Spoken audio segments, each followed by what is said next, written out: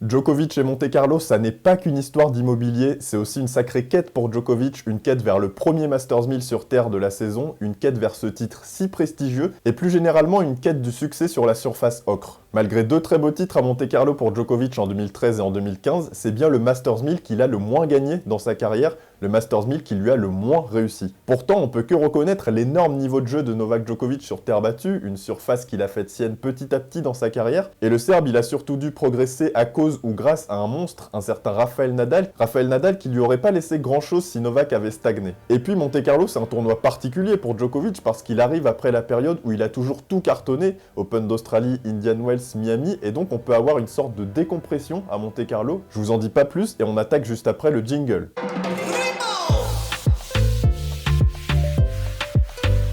Djokovic, un monstre sur terre, bah oui, et j'espère vraiment que vous considérez Djokovic comme un énorme champion sur terre battue. Moi, à titre personnel, je le considère quasiment comme une légende sur cette surface. Vous vous doutez pourquoi? Parce que même si son palmarès n'est pas si incroyable et légendaire, bah il a évolué pile au même moment avec l'homme qui a vampirisé tous les tournois sur terre tous les ans, Rafael Nadal. Et si on fait un petit bilan de tous les tournois sur terre battue qui ont échappé à Djokovic juste à cause de Nadal, bah ça fait quand même un énorme paquet de tournois. Donc si on prend Roland Garros et les 3 Masters 1000, à savoir Monte-Carlo, Madrid et Rome, Djokovic il s'est fait sortir 19 fois par Rafael Nadal. Et si on décompose ce chiffre, contre Rafa, il perd 2 fois à Monte-Carlo, 3 fois à Madrid, 6 fois à Rome et 8 fois à Roland Garros. Donc on se rend compte que sans Rafa, Djokovic il aurait pu vraiment se gaver. Et même si perdre 19 fois contre Nadal, ça implique pas 19 titres en moins, parce que parfois il y avait des matchs à gagner derrière, mais ça montre que malgré le gros palmarès de Djokovic sur terre, Rafa il a quand même empêché Djokovic de gagner beaucoup plus. Et pour parler un peu de jeu, Djokovic il a parfaitement su intégrer la terre battue et toutes les caractéristiques propres à cette surface ô combien exigeante, avec les glissades, les rebonds, le lift, le défi physique imposé par cette surface. Et Djokovic, il a non seulement su s'adapter aux spécialistes de la surface, mais aussi bâtir ses propres forces sur terre en étant plus patient que sur dur, en construisant davantage ses points, en variant plus avec des angles courts croisés et des slices côté revers. Et donc fin des années 2000, début des années 2010, ça y est, Djokovic, il a tout ce qu'il faut pour performer sur terre, et même s'il est encore dans l'ombre de Nadal,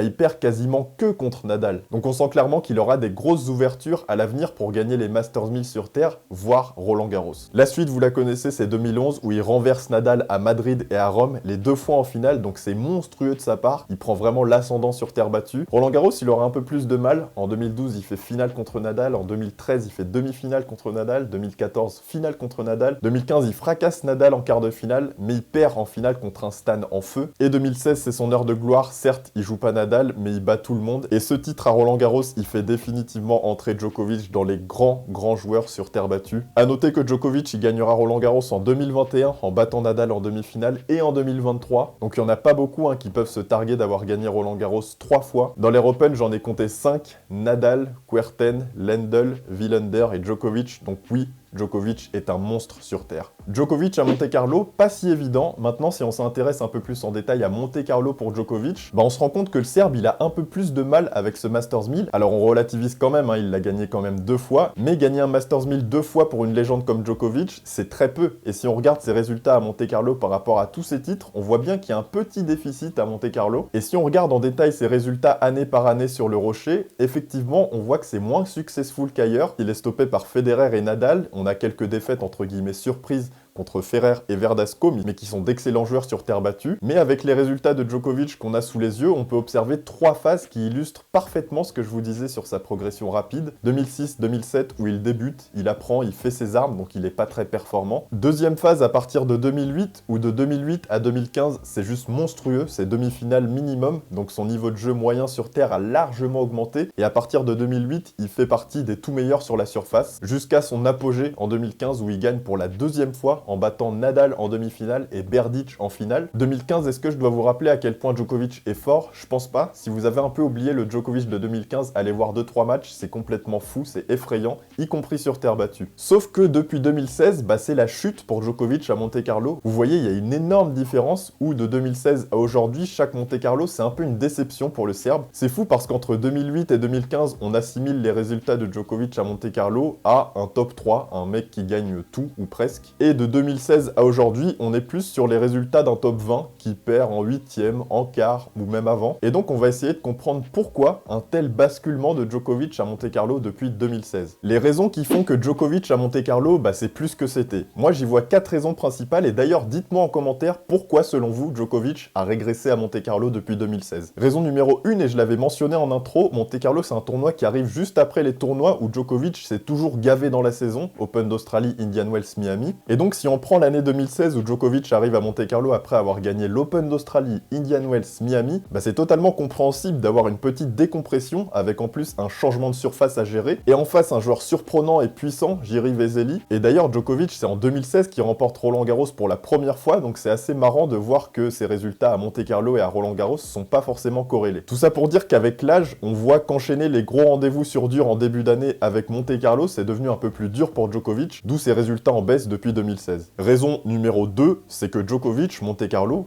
c'est plus du tout sa priorité. Djokovic, entre 2011 et 2015, il a vampirisé le circuit. Il a tout gagné. Mais quand je dis tout gagné, c'est absolument tout. Il a écœuré tous les joueurs, y compris Nadal et Federer, mais cette quête vers la domination suprême, elle passe par des succès en Masters 1000. Quand tu veux faire ton trou, t'es obligé de gagner des Masters 1000 parce que mine de rien, ce sont les plus gros tournois après les grands chelems et ce sont les terrains de préparation aux grands chelems. Djokovic, fin 2015, il a 2 Monte-Carlo, un Madrid, 4 Rome, mais pas de Roland-Garros. Donc son objectif, c'est Roland-Garros, c'est pas Monte-Carlo. Par conséquent, il va mettre en place une préparation optimale pour déployer son meilleur niveau de jeu, non pas en avril à Monte-Carlo, mais fin mai, début juin pour Roland-Garros. Donc à partir de 2016, il y a un changement de stratégie très clair pour Djokovic, une mutation dans sa manière d'aborder et de penser sa saison sur terre pour Roland-Garros. Et donc Monte-Carlo étant le tout premier tournoi sur terre battue, il n'est pas celui que Djokovic va prendre en compte comme terrain d'entraînement fondamental avant Roland-Garros. Donc ça rejoint mon point précédent, Monte-Carlo arrive beaucoup trop tôt pour Djokovic. Raison numéro 3, l'apparition de nouveaux joueurs talentueux et imprévisibles. Et oui, on peut pas nier que depuis quelques années, on a des joueurs qui sortent des sentiers battus et qui arrivent à créer leur petit exploit face à Djokovic. Un Djokovic, comme on l'a dit, pour qui Monte-Carlo n'est pas l'objectif ultime de l'année, Monte-Carlo qui arrive après les gros tournois pour Djokovic, et des joueurs qui saisissent leur chance, je pense à Fokina en 2022, qui est un joueur fantasque, imprévisible, dangereux, je pense à Lorenzo Musetti, et d'ailleurs Djokovic, il connaissait le talent de l'italien sur terre, les deux s'étaient joués à Roland-Garros où Musetti avait mené 2-7-0 avant de se faire renverser, Evans en 2021 qui a su renverser Djokovic avec son slice rasant, évidemment Dominic Thiem en 2018, à l'époque où Thiem jouait incroyablement bien sur terre battue. Dominic Thiem en 2018 qui était probablement top 2 mondial juste derrière Rafa. Et donc on a plein d'excellents joueurs qui ont su prendre le meilleur sur un Djokovic qui construit sa saison sur terre pour être au top fin mai. Et donc quand on voit les choses de cette manière, c'est pas si surprenant que ça au final. Quatrième et dernière raison, et là je vais laisser parler Djokovic parce que c'est lui qui le dit, il a besoin de temps, il a besoin de matchs, besoin de temps d'adaptation pour atteindre ce pic où il joue extrêmement bien. Et là il l'a dit cette année en arrivant à Monte-Carlo à la presse, il a dit je suis l'un de ceux qui ont besoin de plusieurs matchs, de plus de temps et de semaines pour vraiment être au top de mes capacités sur cette surface. En début de carrière, c'était pas le cas, mais depuis 6-7 ans, il me faut 2, 3, 4 semaines pour atteindre un très bon niveau. Donc tout simplement, Djokovic, il faut qu'il enquille des matchs pour être au top sur terre battue. Alors, un potentiel retour gagnant pour Djokovic en 2024 à Monte-Carlo, dites-moi en commentaire si vous pensez que Djokovic peut gagner cette édition à Monte-Carlo,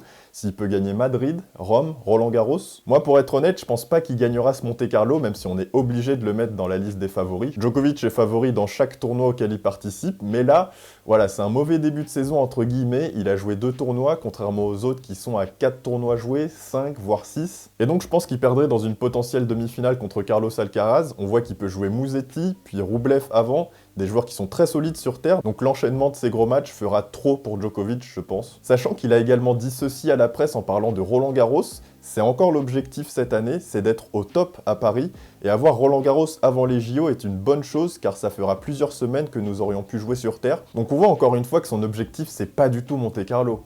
C'est Roland-Garros, c'est les JO, donc ça m'étonnerait vraiment pas qu'il aille pas au bout de ce Monte-Carlo. En tout cas, dites-moi en commentaire ce que vous pensez de Djokovic sur cette saison sur terre battue, s'il gagnera Monte-Carlo, un des Masters 1000, Roland-Garros, quelles sont ses chances à Roland-Garros, quelles sont ses chances véritables de médaille aux Jeux Olympiques, mais ça on en reparlera plus en détail quand l'événement approchera. Dites-moi sur tous les points que j'ai évoqués si vous voyez les choses un peu comme moi, si vous voyez ces 3 phases à Monte-Carlo, où d'abord on a les débuts, ensuite on a l'explosion où il fait demi-finale minimum, et ensuite la grosse décompression compétition à partir de 2016. En tout cas, on est en début de saison sur terre battue, on se régale, on sent déjà cette odeur de terre battue à Monte-Carlo qui est un tournoi sublime. Restez connectés sur la chaîne parce que ça va envoyer du lourd. N'hésitez pas à nous rejoindre sur nos réseaux sociaux si c'est pas fait, où on est très actifs et on se retrouve très bientôt pour de nouvelles vidéos. Ciao!